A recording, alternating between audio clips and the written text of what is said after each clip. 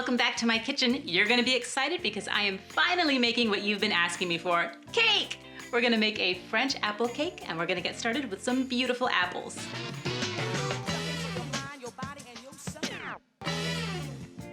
Now I've got 4 red gala apples. You wanna end up with about 3.5 to 4 cups of apples that are peeled and cubed into approximately 1/2 inch to 1 inch chunks. So I'm on my last apple, and as you can see, I've just been kind of cutting down the sides and then dicing that up.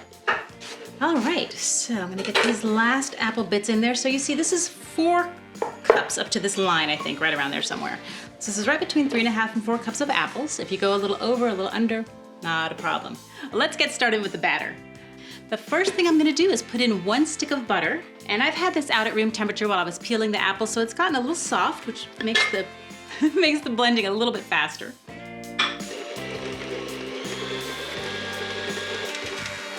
I like to get that going before I add the sugar, just because it kind of helps to mix things up. Now to this, I am gonna add some sugar. It's 2/3 of a cup.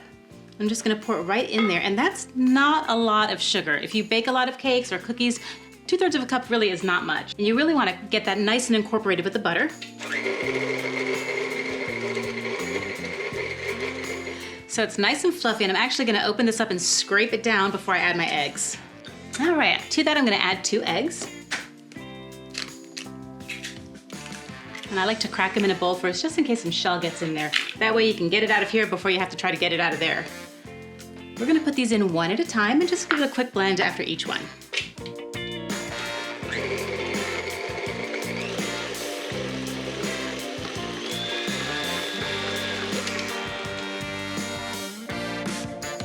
And there goes that second egg.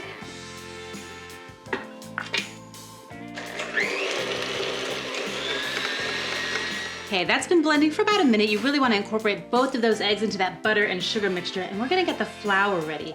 And this is a little bit different, but it's an important step. I'm gonna put in 1 cup of flour, which I've got right here. This is a little more than 1 cup because I want to show you, when you're measuring this flour, you want to spoon it into your measuring cup. The reason you're doing that is to keep it light and fluffy and keep the air in there. And then I'm going to use my handy dandy leveler and just level it off.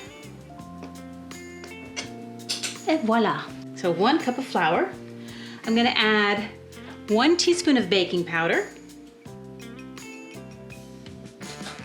and 1/4 teaspoon of salt. And don't skip the salt. You're not gonna taste it, but it's really gonna help perk up the flavors of the other ingredients that are in there, especially the apples. Then I'm gonna take my handy dandy little whisk and just mix them all together so I don't have any pockets of just baking powder or just salt.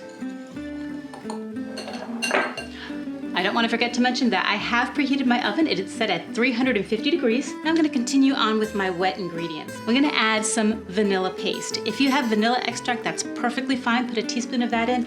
I'm just going to eye a teaspoon because if it's a little extra, it's just going to add more flavor. I'll put a little more. All right, we're going to mix that up. Let me scrape all of that down, and I'm going to add the secret ingredient. So I've got 3 tablespoons of a nice dark rum. You can use a spiced rum, you can use a white rum, but I like the flavor that the dark rum gives, and it smells so good. Okay, now this is ready. I'm just gonna add all of these dry ingredients into the wet mixture, and it's really not that much. Remember, we only used a cup of flour. So let me open this up. Now remember, you wanna start your mixer on low with this, because if you have a lot of flour in there and you put it on high, poof, it is gonna be everywhere.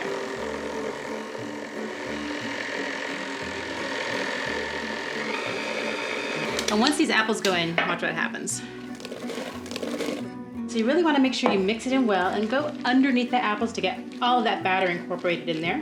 Now I've taken a 9-inch cake pan, I've sprayed it with baking spray, and then I put some parchment paper just on the bottom and sprayed that too. And the reason is because I want to make sure that this thing pops out beautifully. 40 minutes in the oven and it is perfect. Now you could eat this just like it is, but I'm going to sweeten it up with just a touch of powdered sugar.